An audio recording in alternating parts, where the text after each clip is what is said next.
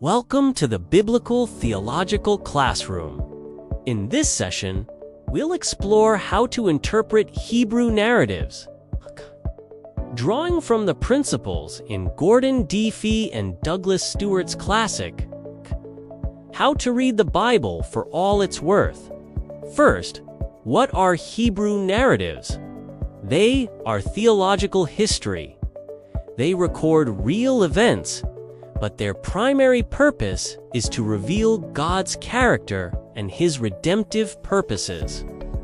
A crucial principle is that Old Testament narratives are descriptive, not always prescriptive. They tell us what happened, not necessarily what should have happened. For example, the story of David and Goliath shows God's power to save. But it doesn't mean we should literally fight giants.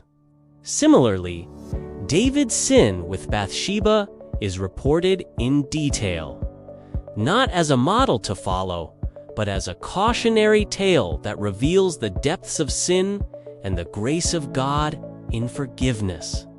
When Gideon tested God with a fleece, the narrative describes his actions, but it doesn't prescribe this as the normative way to discern God's will. The central character in every Hebrew narrative is God Himself. Even when He is not speaking, His presence and purposes drive the story. Our goal is to see what the narrative reveals about Him. To do this, we must pay attention to key literary features. Repetition often signals a major theme. Dialogue reveals character and advances the plot. Contrast highlights critical differences, like the one between Saul and David. Narrative tension keeps us engaged, pointing to a resolution that usually reveals something about God. So, how do we apply these narratives responsibly?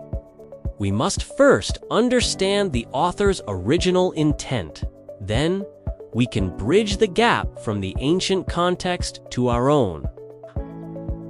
Finally, every Hebrew narrative, in its own way, points forward to God's ultimate redemptive plan fulfilled in Jesus Christ.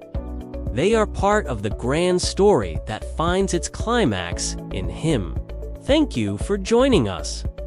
For more in-depth Bible interpretation and theology lessons, subscribe to the Biblical Theological Classroom.